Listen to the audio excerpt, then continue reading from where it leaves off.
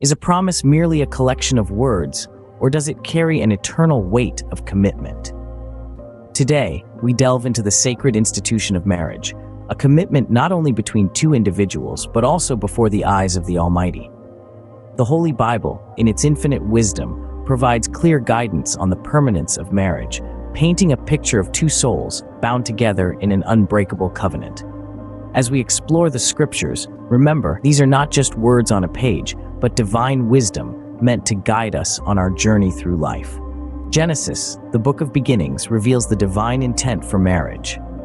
For this reason, a man will leave his father and mother and be united to his wife, and they will become one flesh. Genesis 2:24. The phrase, one flesh, is more than a poetic expression. It signifies the profound unity and unbreakable bond that marriage establishes. The Gospel of Matthew reinforces this concept, quoting the Genesis passage and adding a crucial phrase, "So they are no longer two, but one flesh.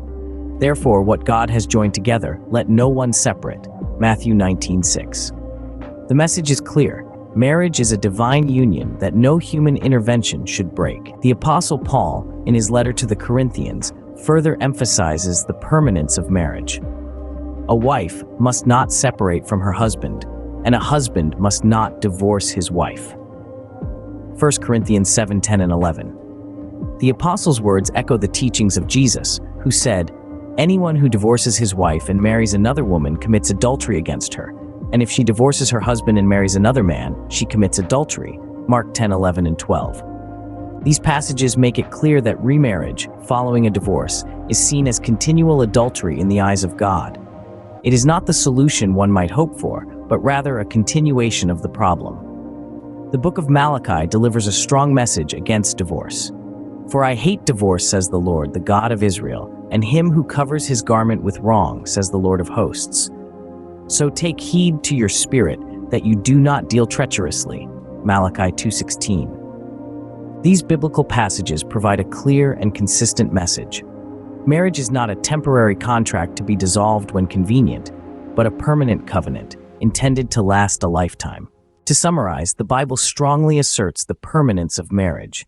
It begins in Genesis with the union of man and woman into one flesh. Jesus and the Apostle Paul then reinforce this concept, warning against divorce and remarriage, which they equate with continual adultery. Finally, the book of Malachi reaffirms God's disdain for divorce.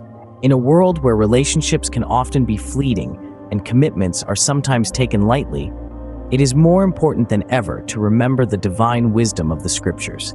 Marriage is not just a promise between two people. It is a divine covenant, a union that should remain unbroken. May we all strive to uphold the sanctity and permanence of marriage, as guided by the scriptures.